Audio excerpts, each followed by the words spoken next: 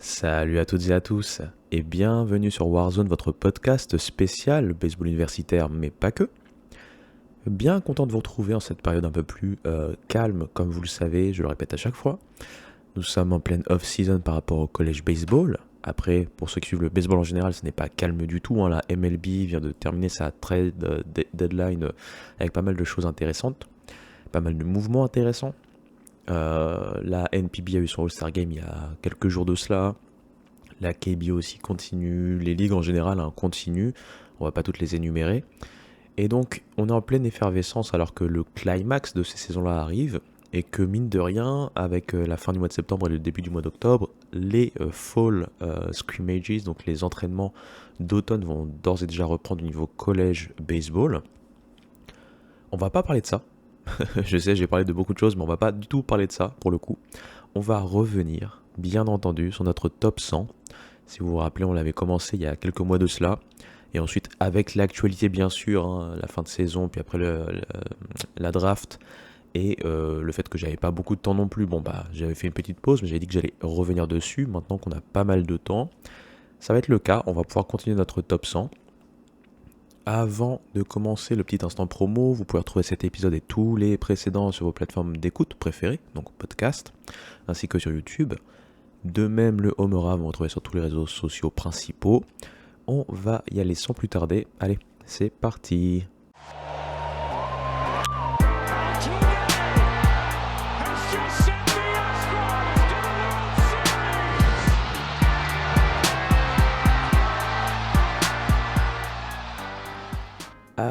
Alors, on va pouvoir reprendre, hein. Si vous vous rappelez, on avait fait un premier épisode qui nous permettait de voir les joueurs 100 à 76, puis après un second épisode qui était quand même plus court, hein, puisqu'on s'était vraiment attelé sur 4-5 joueurs, hein, de mémoire.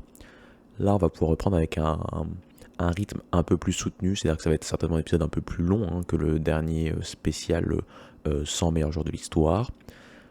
On va du coup y aller sans plus tarder, et on va commencer, ou plutôt on va dire reprendre, à partir de la position 69, hein. On s'était arrêté à la position 70 avec Eric Monday, et on va parler de Frank Thomas. Frank Thomas qui est quand même assez connu, hein, pour le coup, je le rappelle, hein. Il a été bien sûr intronisé au Hall of Fame, ça devait être en 2014. Comme d'habitude, hein, vous me connaissez, j'ai toujours des petites hésitations sur les dates, mais oui, ça doit être 2014, je le rappelle, hein. 521 home runs en carrière MLB. Je pense qu'il est dans le top 10, hein, au niveau de l'histoire en American League pour le nombre de home runs. 1704 points produits, 1667 buts sur balle provoqués. C'était clairement une machine en termes de frappe, hein. Il était reconnu pour ça, bien entendu. Il a été 5 fois All-Star, 2 fois MVP, ça dans les années 90, 4 fois Silver Slugger également. Il a bien sûr gagné le batting champion aussi en American League. Et même si c'est vrai qu'il a été blessé l'année où les White Sox remportent le titre en 2005, il faisait partie donc de cette équipe des White Sox victorieux, hein, lors de cette année 2005. Donc au niveau MLB, et on va pas parler de lui par rapport à la MLB, c'était quand même déjà quelqu'un de très très fort, hein, voilà. Pas pour rien qu'il est Hall of Famer, très connu. Et nous, on va plutôt parler de son histoire au niveau baseball universitaire. Au niveau universitaire donc, Frank Thomas, on le retrouve du côté d'Auburn. Faut le savoir, en 86, il rate la draft en MLB, alors à sa sortie de lycée, et décide de suivre son commit au niveau d'Auburn. Alors il fait partie de cette longue liste de joueurs, hein, qui n'étaient pas forts que dans un seul sport, mais dans plusieurs, parce qu'il faut le savoir, il était aussi très très doué au niveau du foot, hein. C'était un tight end de renom dans son état au niveau lycéen. Et d'ailleurs, la bourse qu'il a eu à Auburn, c'était en tant que joueur de football. Il va donc essayer sur sa saison freshman d'alterner baseball et football, mais très rapidement il va se focaliser clairement sur le baseball, avec notamment une blessure au pied qui va le tenir éloigné des terrains au niveau football. Si on revient maintenant sur le niveau baseball, pourquoi il est dans notre top 100? Puisque tout simplement il fait partie de l'équipe historique, hein, d'Auburn. Si on regarde dans l'histoire de la fac, et on sélectionne les meilleurs joueurs de line-up et les meilleurs pitchers, bah, il fait partie de cette équipe, bien entendu. Et pourquoi il fait partie de cette équipe? puisqu'en arrivant à Auburn en 87, en tant que freshman, il va être le meilleur frappeur de home run en SEC avec 21 home runs. Il aura d'ailleurs, pas qu'au niveau du home run, mais au niveau même de la moyenne à la batte, des points produits, etc., etc., fait des choses assez exceptionnelles. Si je dis pas de bêtises, notamment en tant que freshman, c'est déjà un first team SEC, donc faut quand même le faire. Le seul truc qui fait que Frank Thomas n'est pas plus haut dans mon classement, c'est qu'il n'y a pas eu comment je peux dire ça, de véritable titre collectif qui ferait que voilà, il deviendrait de manière unanime un des tout meilleurs joueurs de l'histoire du college baseball. Parce que certes en MLB, il est au Hall of Fame et c'est clairement mérité. Au niveau du college baseball, euh, au final, ça n'a pas été le meilleur. Il a été le meilleur dans sa période et dans sa catégorie, on va dire, à elle seule. Il a aussi porté une équipe d'Auburn qui était déjà dans une conférence à l'époque déjà très relevée, qui commençait vraiment à sortir son épingle du jeu. On est à la fin des années 80, début des années 90, c'est là où vraiment la SEC va prendre son envol. On va le voir avec LSU notamment, j'en avais parlé plusieurs fois. Et du côté d'Auburn, en fait, ce qui peut manquer, c'est un fit au niveau national. Si je dis pas de bêtises, la première saison, il remporte la SEC West, donc le titre de division, puisque la SEC était divisée donc en West et Est jusqu'à très récemment, et la venue notamment d'Oklahoma et Texas qui a reshape, on va dire, le fonctionnement même de la conférence. Ils ne font rien au niveau du tournoi national. Ils sont éliminés dès les Regionals. L'année suivante, ils ont une saison très compliquée, même si lui, encore une fois, il fait partie des meilleurs, si ce n'est le meilleur joueur de la SEC. Pas en termes de home run, mais cette fois-ci en termes de moyenne à la batte. Je pense qu'il finit à .385 de moyenne à la batte cette année-là. Il va permettre, pas que lui, mais il va permettre à Auburn de faire un run historique au niveau du tournoi de SEC, parce que vous vous rappelez que certes, la saison régulière de conférence est très importante, mais ce qui vous permet d'avoir un bid automatique au niveau tournoi national, c'est de remporter votre tournoi de conférence. Et Auburn, alors qu'ils avaient l'un des seeds les plus bas du fait de leur mauvaise saison régulière, vont upset tout le monde et vont remporter le tournoi de SEC, ce qui va leur permettre tout simplement voilà, d'aller au tournoi national. Mais là encore une fois, ils ne vont pas faire grand-chose. Et Frank Thomas, sa dernière année, il va dépasser les points 400 de moyenne à la batte, il va être encore le meilleur joueur de la SEC, il va être un first team SEC bien entendu. Il va terminer d'ailleurs aussi avec 19 home runs, ce qui fait qu'en total, je pense qu'il finit avec 49 home runs à Auburn. Et au moment où on parle dans l'histoire de la fac, je pense que c'est le troisième meilleur total de home runs en carrière pour un joueur d'Auburn. Donc c'est pour vous montrer à quel point il a été aussi impactant pour sa fac et sa conférence, mais il manque peut-être de choses dans son CV qui feraient qu'il serait unanimement plus haut. Voilou pour Frank Thomas.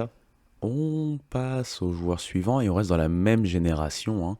Cette génération qui arrivait au niveau du baseball universitaire à la fin des années 80 et qui a aussi eu quelques membres. On a parlé de Frank Thomas, mais d'autres joueurs ont aussi su briller en MLB. Peut-être pas avec la même aura individuelle, mais qui ont aussi, pourquoi pas, remporté des titres au niveau collectif. Et c'est le cas, bien sûr, de Constantino dit Tino Martinez. Alors au niveau MLB, très rapidement, il a joué dans plusieurs équipes, les Mariners, les Yankees, les Cardinals, les Rays, et surtout avec les Yankees, il a été donc champion dans ce stint des Yankees qui étaient imbattables à la fin des années 90, début des années 2000, ou en tout cas quasiment imbattables, comme vous le savez. Il a notamment été 4 fois champion avec les Yankees en 96, 98, 99 et 2000. Il a eu un Silver Slugger en 97, il a été 2 fois All-Star en 95 et 97, donc ça a été un joueur quand même avec une carrière qui a compté. Il est toujours dans la zone de la MLB en termes de coaching, en termes de, voilà, on va dire en termes de dirigeant en général. Mais nous, encore une fois, ce qui nous intéresse, ce n'est pas forcément ça.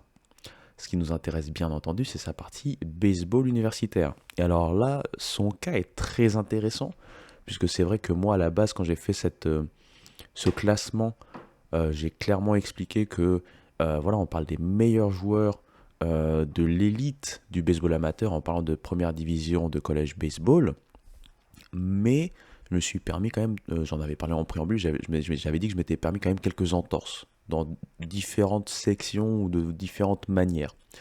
Et lui, il fait partie de mes entorses dans le sens où il n'a pas brillé en première division NCAA. Il a brillé en seconde division NCAA. Mais il a tellement brillé qu'on est obligé de l'avoir dans un top 100 puisqu'il a tellement brillé qu'il a fait de l'ombre à plein de joueurs de première division NCAA et notamment à des joueurs comme Frank Thomas puisqu'il a été finaliste Golden Spikes en 1988. Et pour un joueur qui n'est pas dans la première division et qui n'est pas non plus, puisqu'on peut le voir avec du JUCO ou autre, qui n'est pas par exemple en première division de JUCO ou autre, mais qui est dans une division inférieure, arriver à faire de telles choses et à être éligible, ou pas éligible, mais en tout cas voté pour être parmi les finalistes au Golden Spikes, c'est qu'il a fait vraiment des choses assez incroyables, même si c'est un étage inférieur. Et d'ailleurs, il a été certes un étage inférieur, mais il ne faut pas se tromper, puisque preuve en est, il a été sélectionné dans les équipes de Team USA de jeunes, à côté justement des Frank Thomas et compagnie et compagnie.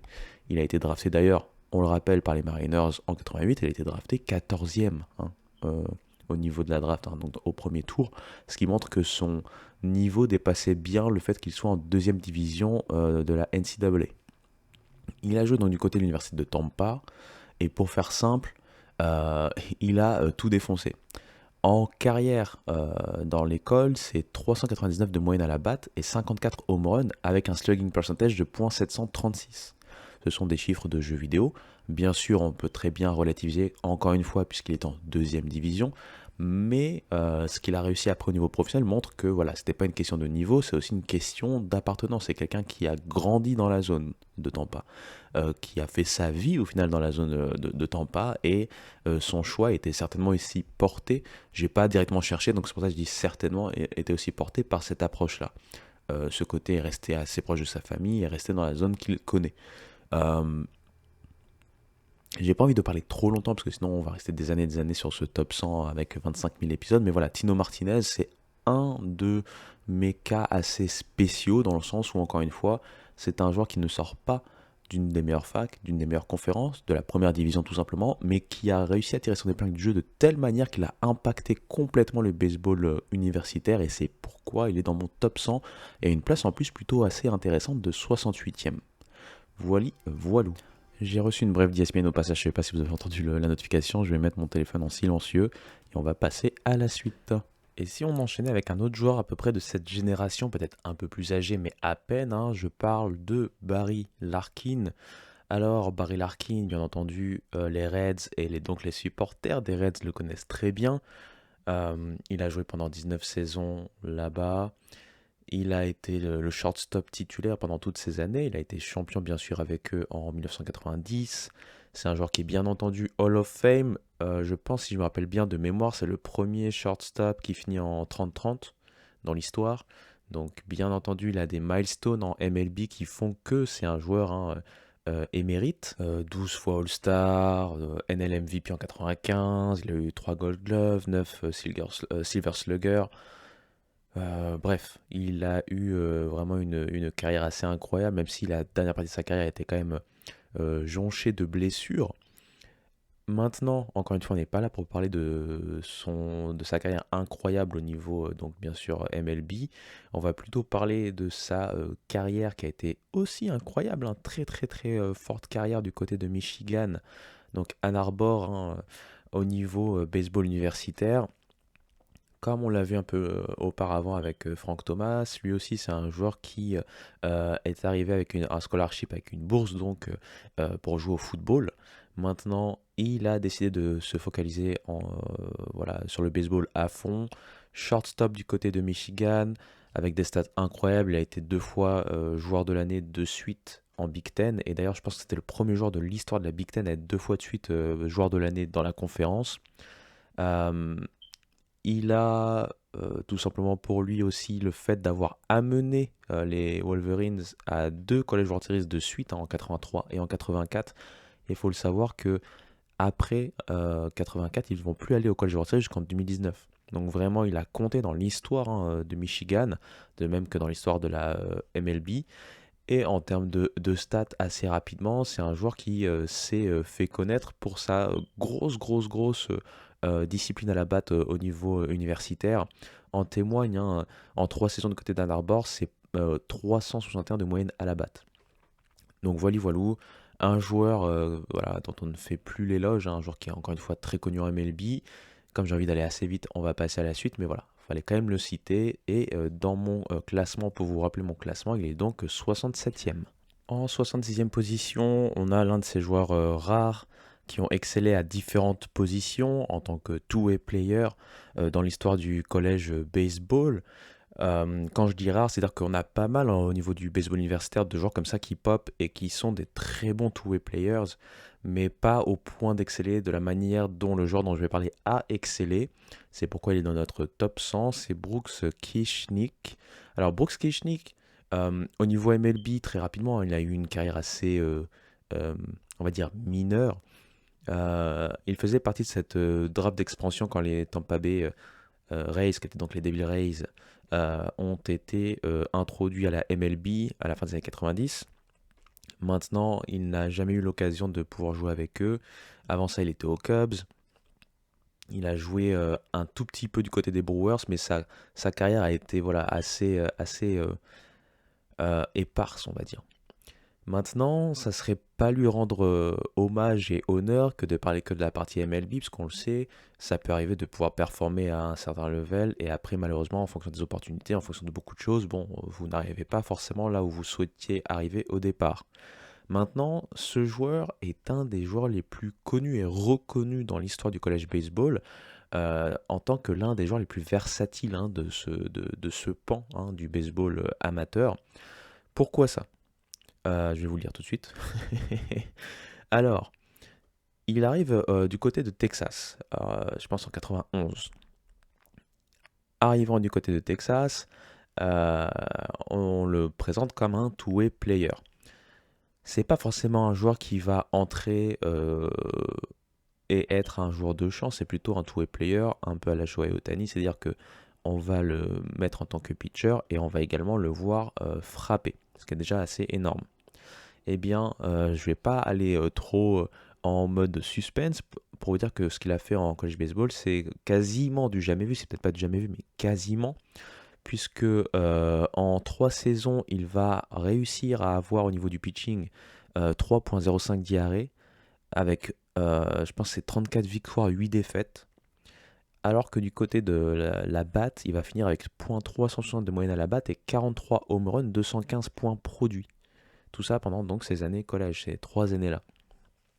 C'est quelque chose qu'on voit rarement en termes de production, tout simplement. Hein, et c'est pourquoi il a été récompensé par ses pairs, on va dire, dans le sens où il a été vainqueur du Dick Howser Trophy et en plus en back-to-back en 92 et 93. À l'heure où je parle, à l'heure où j'enregistre, c'est le seul joueur de l'histoire à avoir réussi à gagner euh, le Dick Howser Trophy 2 fois. Ça n'est jamais arrivé dans l'histoire, tout simplement. Je sais que c'est toujours un peu compliqué à suivre, puisque comme je l'ai dit, il y a plusieurs trophées, mais il y a 2 trophées majeurs au niveau de la NCAA D1 Baseball, ou en tout cas au niveau du college baseball en général, on va dire. C'est le Golden Spikes qui la récompense potentiellement le meilleur joueur amateur, donc pas forcément college baseball, mais ça peut être aussi high school baseball, ça peut être même du collège de JUCO, etc. etc. Alors que Ludwig Hauser est bien plus focalisé pour le coup sur le college baseball. Et donc ce qu'il a réussi, bah, personne d'autre ne l'a fait. C'est un joueur voilà, qui a été ou qui a fait une carrière de Hall of Fame au niveau universitaire et c'est pas pour rien que lorsque le temple de Hall of Fame au niveau du college baseball a été érigé en 2006, il a fait partie de cette première promotion en fait. La première classe, eh bien Brooks Kieschnick en fait partie. Et c'est pourquoi il est dans mon classement voilou. Un autre joueur qui a voilà, eu des performances assez exceptionnelles au niveau baseball universitaire, mais ça ne s'est pas traduit par une grosse carrière en MLB, c'est Khalil Green. Khalil Green, il est beaucoup plus contemporain de nous, puisqu'on l'a vu on l'a vu dans les années 2000, hein, notamment au niveau de la MLB. Mais c'est pas un joueur qui a voilà, été super important ou super, on va dire, fort au niveau MLB. Il a principalement joué pour les Padres, il a fini chez les Cardinals, mais il n'a pas une carrière voilà, dont on se souvient de manière voilà, indélébile. Par contre, à savoir, avant que je parle de sa carrière universitaire pour le coup, du côté des Padres, si je dis pas de bêtises, hein, c'est peut-être plus le cas, mais je pense que c'est le cas, il a frappé, je pense son nombre de home runs plutôt qu'il a frappé, c'est toujours le record au niveau des Padres pour un joueur qui joue en position de shortstop. Shortstop, ce n'est pas forcément là où il a commencé lorsqu'il est arrivé du côté des Clemson Tigers. Donc voilà, on va parler sa carrière universitaire, puisqu'il a commencé en tant que troisième base là-bas. Malgré le fait d'avoir commencé en tant que troisième base, il va être assez énorme, surtout offensivement, dès son année freshman.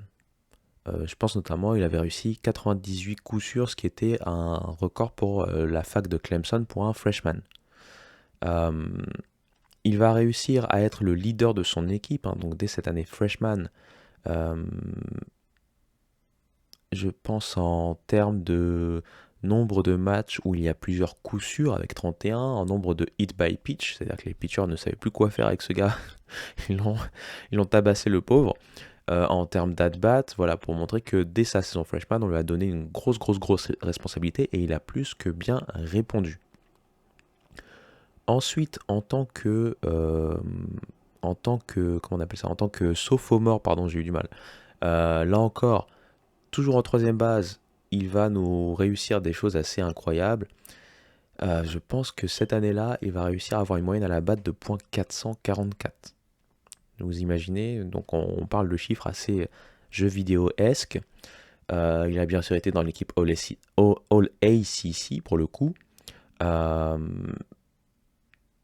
C'est clairement un gros joueur dès ses 2 premières saisons. Ensuite, il va arriver du côté de cette position de shortstop, là où on va le connaître le plus, lors de sa saison junior. Lors de sa saison junior, il va réussir une saison, que ce soit défensive ou offensive, de haut vol pour le niveau baseball universitaire. Il a d'ailleurs mis en place un record en termes de fielding percentage à la position de shortstop dans la fac de Clemson. Clairement un joueur qui va compter, et plus que compter, j'ai pas envie de faire que des stats, mais pourquoi on parle de lui? Là, tout ce que je vous ai dit, c'est bien, mais il n'y a rien d'exceptionnel entre guillemets. Mais on y arrive à la chose exceptionnelle, tout simplement. Il arrive en tant que senior, puisqu'il va jouer, en fait, ces 4 saisons, il va les jouer.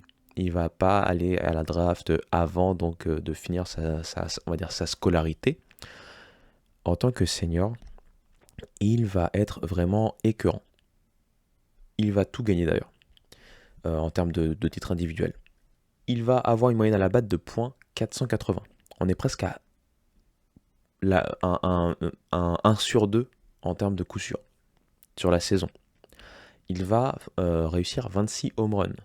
Pour un shortstop, autant de home runs au niveau universitaire sur une saison, c'est du rarement, voire jamais vu. Il va réussir également 30 doubles.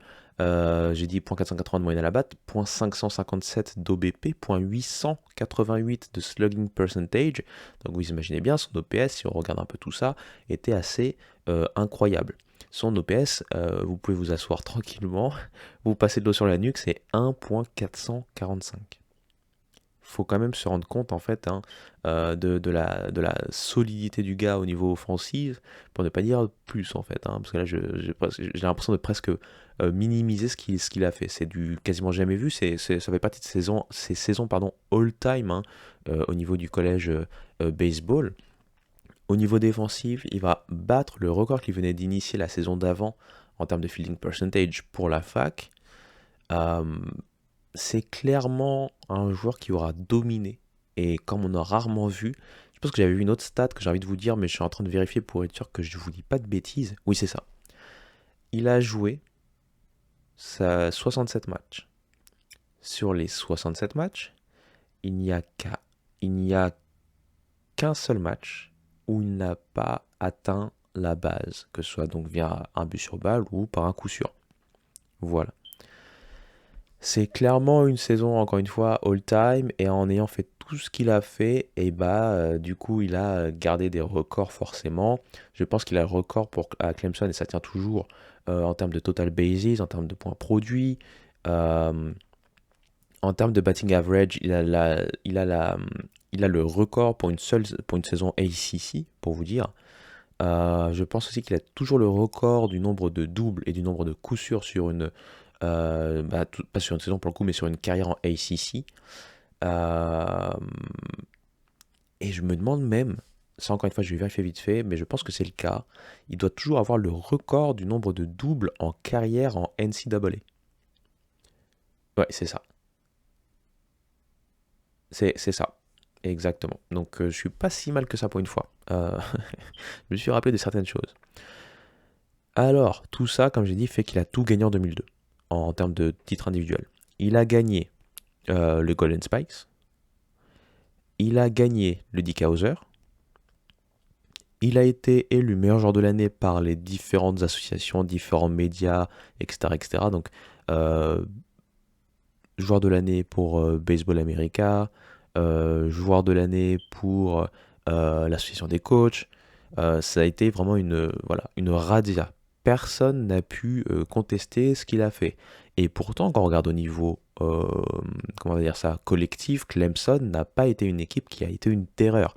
Ils ont eu ils ont fait des belles choses. On va pas non plus minimiser ce qu'ils ont fait, mais par exemple, c'est pas une équipe qui allait loin en termes de tournoi national.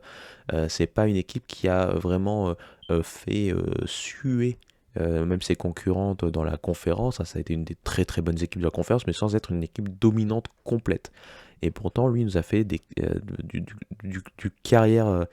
Enfin, je sais même pas comment dire ça. Je suis en train de mélanger le français et l'anglais dans ma tête, mais bref, il a fait une carrière à Clemson en termes de college baseball comme on a rarement vu.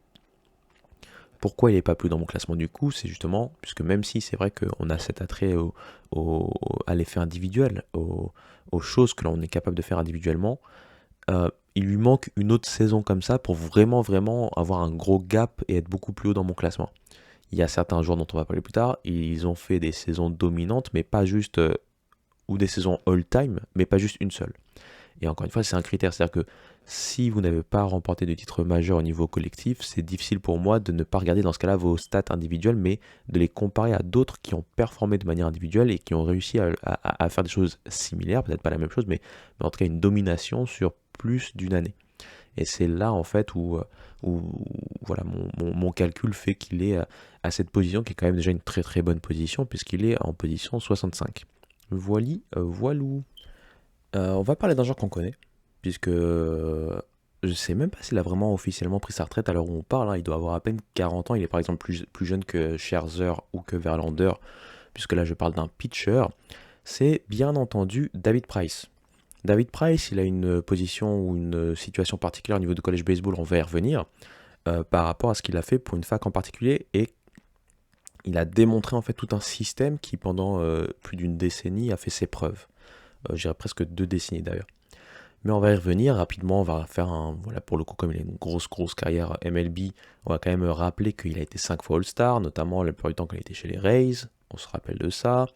Il a été bien sûr champion, vainqueur des World Series en 2018 face aux Dodgers en tant que Boston Red Sox, et d'ailleurs c'était son année où il a été comeback player de l'année, si vous vous rappelez. Il a été Cy Young en 2012. Euh, Qu'est-ce que je peux dire d'autre? Je pense qu'il avait eu le record de strikeouts sur une saison, ça doit être en 2014. Le meilleur ERA sur 2 saisons, 2012 et 2015. Enfin, nombre de victoires 2012 également en American League. Qu'est-ce que je peux dire d'autre au niveau MLB? Pas grand-chose, je veux dire, il est très connu, donc je vais pas rester non plus trop longtemps sur lui. Je pense qu'en carrière, il est à 3,30 de moyenne, 3,30 de moyenne, n'importe quoi, 3,30 d'IRA, c'est quand même assez intéressant. Après, voilà, sur la deuxième partie de sa carrière, bon, voilà, il y a eu des blessures, il a décidé ça, bon, c'est un peu plus compliqué, mais nous, on est là pour parler de college baseball. Et en fait, il a une place toute particulière dans une fac dont je vous ai parlé pendant longtemps, qu'il a replongé un peu sur ces 2, 3 dernières saisons, mais qui a été vraiment la fac à battre pendant un long moment en SEC, c'est Vanderbilt. Pourquoi j'insiste sur le fait que David Price a été une sorte de précurseur, enfin peut-être pas un précurseur, c'est pas vrai, mais on va y revenir, mais en tout cas a été un peu le représentant de ce que voulait mettre en place Tim Corbin. Tim Corbin, c'est donc le coach de Vanderbilt depuis la fin des années 90, début des années 2000. Il y est toujours à l'heure où on parle. Il leur a permis d'être titré en 2014 de mémoire et en 2019. On a vu des gros pitchers qui sont passés par Vanderbilt. Ils ont été réputés pour justement être une de ces factories au niveau universitaire à pitcher. Et c'est clairement Tim Corbin qui a initié cela. Il avait voulu commencer avec Mark Pryor, on en a parlé lors du premier épisode du Top 100 si vous vous rappelez, puisque Mark Pryor au final va décider de repartir du côté de USC, et c'est à USC qu'il va avoir ses saisons exceptionnelles malheureusement pour Vanderbilt. Mais tout ceci n'était que partie remise, parce qu'avec David Price, ils vont avoir ce dont ils avaient besoin. Un pitcher redoutable, un pitcher qui va dominer, et donc un pitcher qui va gagner des distinctions individuelles, bien entendu, sur une saison. Il arrive, si je dis pas de bêtises, en 2005, du côté donc de Vanderbilt. Il était drafté en 2004 à sa sortie de lycée, mais drafté genre 18e ou 19e tour, je ne me rappelle pas exactement. Il va décider de suivre son commit du côté de Vanderbilt, et bien lui en a pris, puisque si sa saison freshman, c'est peut-être pas voilà, celle dont on va se rappeler le plus, c'était déjà une saison très très dominante. Il va être freshman All-American, il va avoir 2,86 d'IRA, il va quand même participer à 19 matchs dès sa saison freshman, dont 10 starts. Je le rappelle que souvent, on voit, et je le rappelle à chaque fois, les freshmen qui arrivent en tant que pitcher, à moins que ce soit des freshmen dont on attend beaucoup, surtout dans les grosses facs, on va plutôt les couver. C'est-à-dire qu'on va les faire sortir du bullpen, faire de la relève plus ou moins longue, continuer à les tester, et commencer à leur donner des starts en midweek. Midweek, bien sûr, ce n'est pas le calendrier de conférence quand la conférence commence à kick in, et c'est pas les plus gros matchs, et ça permet en fait de se faire les dents, entre guillemets. Donc, il a un peu suivi ce rythme-là, mais il a été impressionnant dès sa première saison. D'ailleurs, une chose à retenir avec Price, c'est surtout sa capacité, on l'aura même vu en MLB également, à strike out. C'est vraiment le genre de pitcher qui est spectaculaire dans le sens où il va vous éliminer. Et il va pas forcément beaucoup compter sur des ground out et compagnie, il va vous éliminer. Il va en tout cas chercher à vous éliminer. Et il aura eu une sorte de revers de la médaille, on va y revenir un peu après dans sa carrière universitaire, mais sa saison freshman, encore une fois, c'est une saison exceptionnelle. 92 strikeouts en 69 manches pitchées. En termes de moyenne à la batte de ses adversaires, c'était .207, ce qui est très très bas au niveau universitaire, surtout pour un freshman. Je pense qu'il avait réussi des records en termes de strikeout pour la fac, pour un freshman, et il avait réussi ça sur 3 starts avec 9 strikeouts, je pense face à Alabama, Ole Miss, je me rappelle plus exactement qui est qui. Là, je suis en train de vous faire toute la fiche parce que je me rappelle bien pour le coup de David Price, parce que je l'avais étudié par rapport à Vanderbilt en général. Une grosse saison freshman, donc on va passer à la saison sophomore qui est voilà un peu le revers de la médaille, puisque en tant que sophomore, là ça y est, on l'attend comme le Messi du côté de Vanderbilt. Ça doit être l'ace, ça doit être vraiment le joueur qui va vous porter. Alors, il y a 2 lectures. Il va réussir à battre le record de strikeout sur une saison. Comme j'ai dit, il va beaucoup chercher les strikeouts. C'est 155 strikeouts en 110 manches lancées pour seulement 43 buts sur balle concédés. Donc vous voyez, il va tout le temps challenger les batteurs. Par contre, du coup, en retour, il va quand même prendre pas mal de retours de bâton pour le coup. Je sais pas si c'est un bon jeu de mots, mais voilà. Puisque d'ailleurs, son IRA va s'en ressentir, puisqu'il va finir avec un IRA de 4.16. Ce qui, au niveau baseball universitaire, pour un pitcher, surtout pour un pitcher deuxième année, c'est pas aussi moyen qu'au niveau MLB. On le voit pas d'une manière aussi moyenne qu'en MLB en tout cas, mais c'est clairement pas non plus au niveau élite. Ça va pas l'empêcher malgré tout d'être 3e team All-American. Ça va pas l'empêcher également d'aller assez loin dans les votes pour le Golden Spikes, puisque comme j'ai dit, en fait, c'est un joueur qui est très spectaculaire au niveau universitaire, et ça va beaucoup jouer en sa faveur. Il va aussi jouer dans une fac qui commence vraiment à faire du bruit, que ce soit au niveau de la SEC, mais aussi au niveau même national.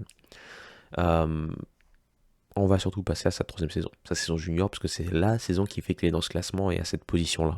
Sans cela, vous allez vous poser la question, mais pourquoi diantre l'as-tu mis dans ton top 100 ? Eh bien, pourquoi ? Puisque en 2007, il va décider d'aller encore plus loin dans sa frénésie des strikeouts. 194 strikeouts en 133 manches lancées. C'est du jamais vu déjà au niveau de Vanderbilt. Je ne vais pas dire que c'est du jamais vu au niveau de la SEC, parce que si vous vous rappelez mes shorts sur les meilleurs joueurs de l'histoire du college baseball, j'avais fait juste un short par position. Et j'avais parlé d'un certain pitcher qui a pitché notamment du côté de LSU, si je me rappelle bien.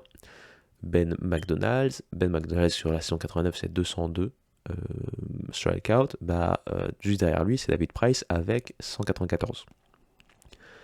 Il va en fait nous faire une saison tellement dominante et tellement agressive et spectaculaire qu'il va être clairement, comment je peux dire ça, adoubé, célébré par l'ensemble des acteurs du baseball universitaire, mais pas que. On va dire même de l'aspect universitaire en général, puisqu'il va remporter non seulement le Dick Howser, le Golden Spikes, il va être joueur de l'année au niveau national, élu par le Collegiate Baseball. Pareil pour le CSTVs, comme je l'ai dit, il y a plusieurs médias à chaque fois qui vont vous élire, donc c'est toujours un peu difficile à suivre, mais voilà, c'est-à-dire qu'il y a plusieurs médias, plusieurs on va dire groupes qui l'ont élu joueur de l'année. Il a été bien sûr First Team All-American.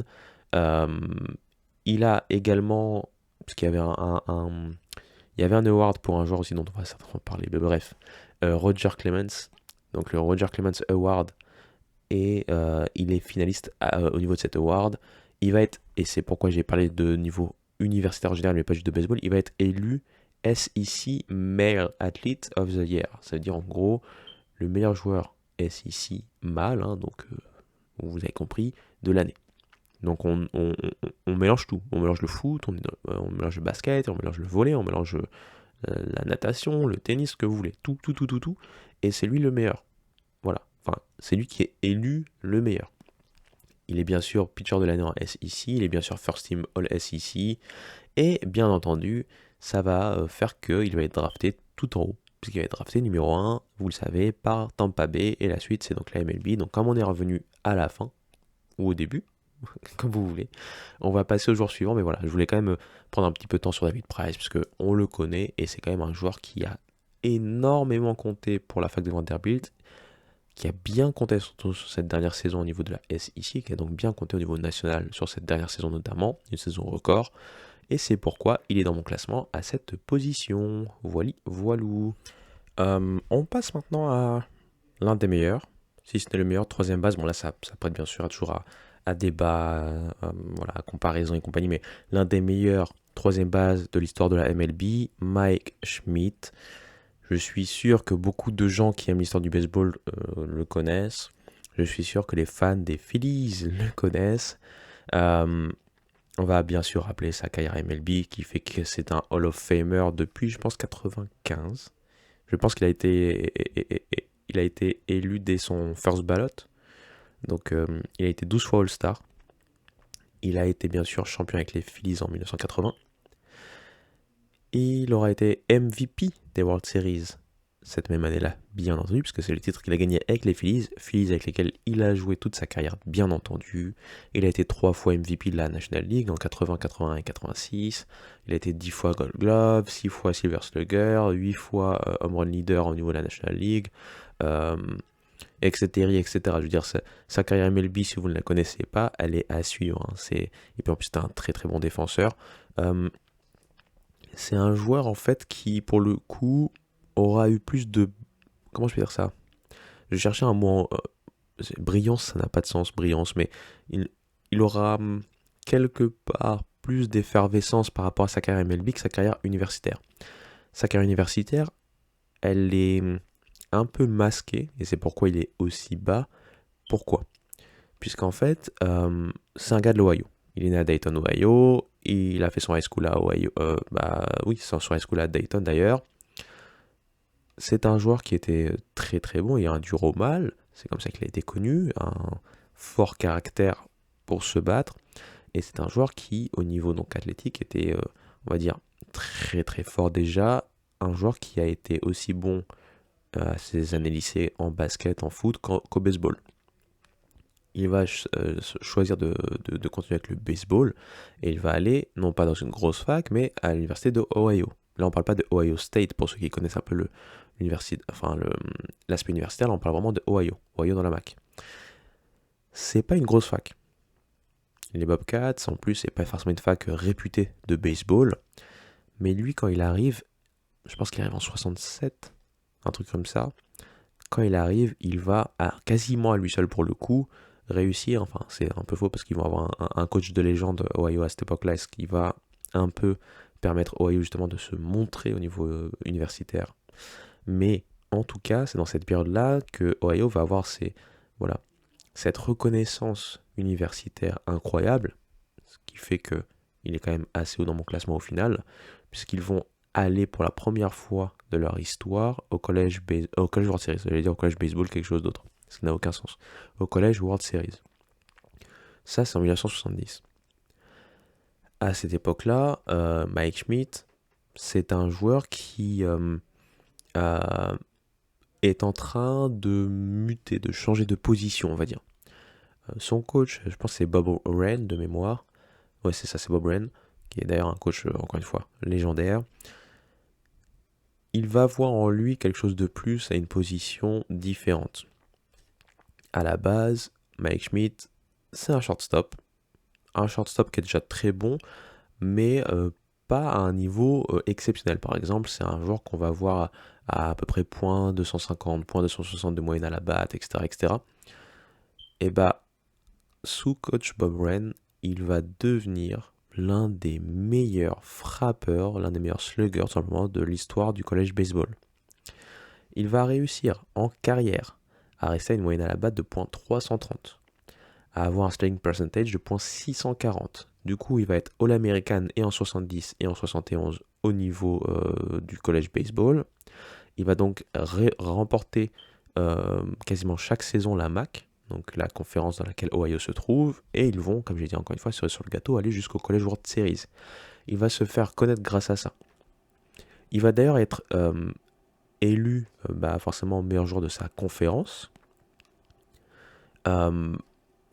Et le fait de voir en lui un shortstop / troisième base qui a une grosse assise défensive et d'arriver à le développer en tant que gros joueur offensif, ça va lui servir pour sa carrière MLB parce que c'est vraiment son blueprint. C'est comme ça qu'il est connu, Mike Schmidt. Un joueur qui est très bon défensivement et un joueur qui va être une des battes les plus respectées et même craintes du circuit des années 70 jusqu'à la fin des années 80 quand il va prendre sa retraite. Donc voilà. Mike Schmidt, encore une fois, c'est quelqu'un qui aura peut-être plus montré des choses en MLB au final, puisque, comme j'ai dit, c'est sous son coach et sous son développement qu'il va devenir le joueur sur ses dernières saisons universitaires incroyables. Et c'est peut-être le petit truc qui manque, qui ferait qu'il aurait pu être plus haut, c'était vraiment, voilà, être sur, par exemple, une saison all-time, parce que pour le coup, il n'a pas été sur une saison all-time au niveau universitaire, ou par exemple, vraiment, atteindre un niveau qui fait qu'il est élu, par exemple, meilleur joueur de la nation au niveau universitaire, parce que on parle souvent des trophées, surtout pour les joueurs qui sont un peu plus contemporains, mais ces trophées n'ont pas toujours existé. Par exemple, le Dick Howser, c'est par rapport au défunt Dick Howser, bien sûr, qui est décédé dans les années 80, donc forcément, son trophée n'existait pas. Le Golden Spikes aussi, c'est un trophée, je pense, un peu plus récent que lui, ou à peine dans sa génération. Donc tout ça pour dire que il y a des joueurs qui viennent d'un passé qui fait que il faut retrouver une sorte de comparaison. Par exemple, s'ils ont été élus meilleurs joueurs, intronisés meilleurs joueurs de la saison au niveau universitaire, ça serait pour moi les compter comme quelqu'un qui a remporté le Dick Howser ou le Golden Spikes. Pour le coup, lui, ce n'est pas le cas, puisqu'il était dans une conférence, encore une fois, qui n'avait pas une grosse visibilité, un peu plus faible, ça a été son choix. C'est un choix qui a fait qu'il a permis surtout, qui a permis de mettre Ohio sur la carte du baseball universitaire, et donc pour toutes ces raisons, plus ses grosses performances sur ses 2 dernières saisons universitaires, il est dans mon top 100, tout simplement. Voilà. On passe au joueur suivant, et juste pour que vous suiviez, on arrive donc à la position 62. Et on va parler d'un joueur qui, pour le coup, entre dans mon classement, notamment pour ses feats individuels dans une équipe collective. Alors, ça sera pas... Voilà. C'est là où on arrive justement à ces calculs. Alors, je fais une petite aparté, bien entendu, j'aime bien faire ça, j'aime bien parler. Mais on peut retrouver, comme j'ai dit, des joueurs qui soit ont eu des carrières exceptionnelles de manière individuelle, soit ont changé la phase de leur fac et peut-être la phase de leur conférence et donc impacté la NCAA. Ou alors on a des joueurs qui vont peut-être pas avoir les stats les plus ronflantes, mais qui vont avoir un impact majeur dans une équipe qui gagne. Une fois, deux fois, trois fois, etc. Eh bien, Fred Lynn, puisqu'on va parler de Fred Lynn, rentre dans cette catégorie-là. C'est un joueur qui, au niveau MLB, aurait quand même une assez longue carrière, si je me rappelle bien, parce qu'il a eu 15, 16, 17 ans de carrière, ce qui est quand même assez important, assez impressionnant. C'est un joueur qui aura compté en plus en MLB. Je rappelle, il a été Rookie de l'année et MVP la même saison, en 75. Et oui, c'est un joueur que les Red Sox, d'ailleurs, les fans des Red Sox ont gardé en haute estime. C'est un joueur qui aura été 9 fois All-Star, c'est un joueur qui aura été 4 fois Gold Gloves, il aura été ALCS MVP en 82 avec les Angels, si je dis pas de bêtises. Donc voilà, c'est un joueur qui a compté. Il est du coup au Boston Red Sox Hall of Fame, bien entendu. C'est clairement un joueur qui a réussi à se montrer en MLB. Alors, oui, il n'est pas Hall of Famer national, mais voilà, ça reste quand même un joueur qui a fortement compté. Mais surtout, et c'est là que, voilà, on arrive du côté de USC. Lynn a fait partie de cette équipe qui avait décidé que le college baseball, c'était facile. Le college baseball appartenait à USC. Je vous en ai parlé dans une vidéo il y a maintenant 3-4 ans, vu que le temps passe tellement vite. Je vous avais parlé de la meilleure équipe de l'histoire du college baseball. C'est USC. USC, c'est 12 titres. La majorité sous Rod Dedeaux, coach légendaire. Et bien lui, il a fait partie d'un de ces stints où USC remporte en fait le College World Series plusieurs années de suite. Lui va faire partie de cette génération qui va remporter en 71, 72 et 73. Mais il va pas faire que ça. Il va réussir à être plus qu'impactant, notamment en étant l'un des meilleurs joueurs de son équipe, sans être le meilleur, attention. C'est un joueur qui aura réussi, si on regarde juste ses stats, des stats encore une fois pas incroyables, mais des stats qui comptent. En carrière, c'est 158 matchs joués, donc avec USC. C'est .320 de moyenne au bâton, c'est 28 home runs, c'est 111 points produits. C'est surtout, si on regarde plus au niveau individuel et sur une saison qui fait que il est dans mon top 100, ce côté individuel qui spark encore plus sa legacy. Il a une saison en 72 assez incroyable. Il est en fait insortable. On n'arrive pas à l'enlever. T'as un at-bat face à lui, bon bah soit tu le walk, soit il va frapper un coup sûr. C'est un joueur qui finit avec .326 de moyenne à la batte, 46 points produits, 14 home runs. Et clairement, pendant la saison régulière notamment, c'est un des leaders, si ce n'est le leader de cette équipe, qui connaît déjà le chemin pour aller loin. Son tournoi national sera aussi de bel acabit, mais ça sera peut-être moins le leader au niveau College World Series. Ça va pas l'empêcher malgré tout d'être dans la All Tournament Team de 1971 pour les College World Series, premier College World Series qu'il gagne, et il sera dans la All Decade Team. Vous savez, ils font une sorte d'équipe sur la décennie, et donc la décennie 70, il fait partie de cette équipe. Donc il a été bien sûr First Team All-American, il a été donc encore une fois champion, il a été l'un des meilleurs joueurs de la meilleure fac de l'histoire de la NCAA, et donc pour ne pas trop me répéter, on va s'arrêter là, mais c'est pourquoi Fred Lynn est tout simplement dans mon Hall of Fame, n'importe quoi, dans mon top 100. C'est un peu mon Hall of Fame quand même, non? Pour me rattraper un peu, oui, non? Voilà, il est 62e dans mon top 100, et c'est tout à fait mérité selon moi. Le joueur suivant a parlé avec un joueur dont on a parlé il y a quelques minutes. Je vous ai parlé de Barry Larkin, et ce qu'il a fait du côté de Michigan. Je pense que vous en rappelez. Bah là, on va parler d'un de ses partenaires, d'un de ses coéquipiers, et qui, quelque part, a fait un peu plus, ou en tout cas différemment, et a impacté peut-être un peu plus encore l'université de Michigan. Pour le coup, lui n'aura pas une carrière MLB, et c'est peut-être là où le bas blesse pour lui, mais par contre, au niveau universitaire, il est reconnu, rappelé, on se rappelle bien de lui. Alors, il n'est pas mort, attention, je dis ça de manière un peu bizarre.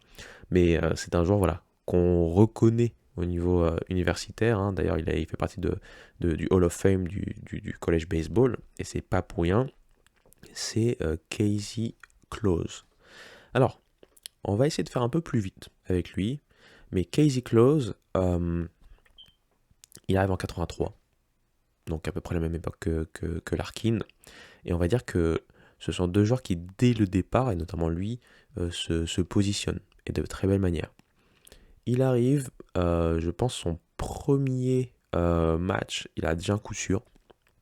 Et surtout, son milestone, ou pas son milestone, mais son highlight de la saison, c'est lorsqu'ils vont au College World Series et qu'ils arrivent au Final Four du College World Series en battant Stanford. Bah, lui, il frappe un grand slam en fait pour aider Michigan à battre Stanford, tout simplement. Vous savez, l'été, lorsque la saison est terminée, comme je vous l'ai dit, bah, la plupart, surtout ceux qui ne sont pas forcément encore éligibles pour la draft, vont participer dans des ligues d'été. La plus connue, c'est la Cape Cod Baseball League, bien entendu. Il va y aller.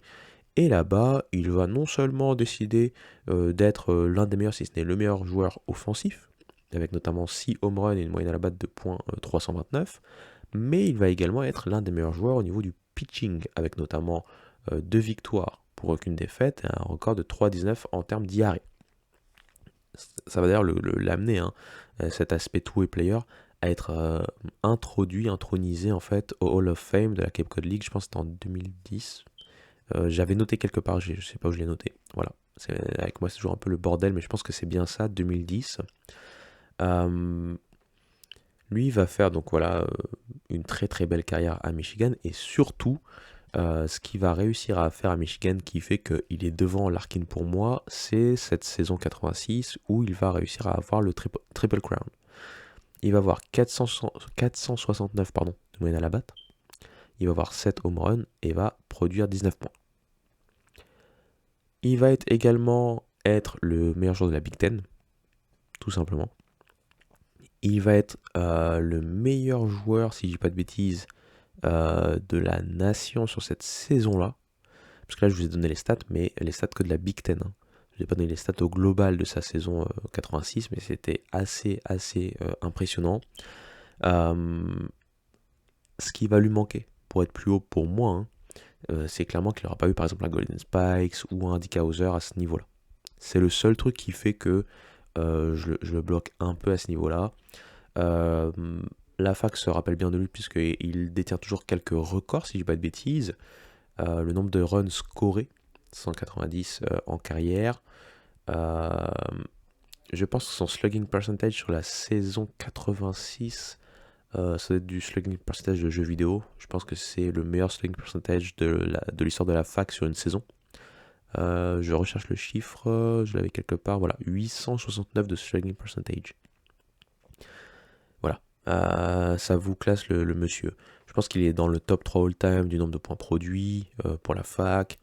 Il doit être dans le top 3 ou top 5 all-time de la fac. Si je dis pas de bêtises aussi en termes de moyenne à la batte, avec .373 en carrière, on parle en carrière, attention.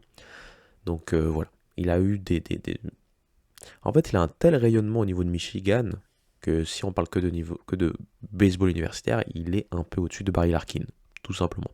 Et c'est pourquoi on le retrouve ici. Voilà. On passe à mon numéro 60. Et c'est un joueur qui est assez intéressant à suivre en termes de carrière, que ce soit amateur puis ensuite professionnel, c'est Jeff King.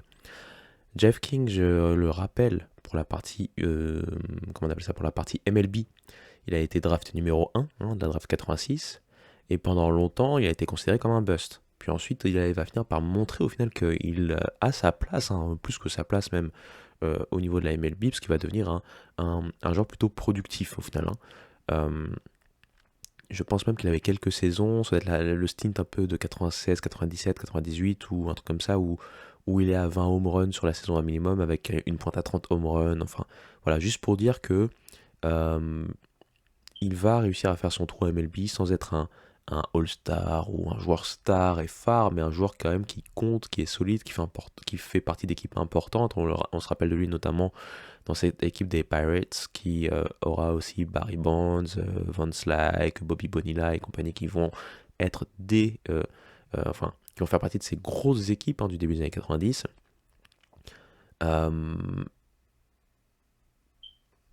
C'est un joueur voilà, encore une fois, qui aura réussi à finir par faire son trou, malgré peut-être la grosse pression sur ses épaules du fait d'être drafté en toute première position en 86.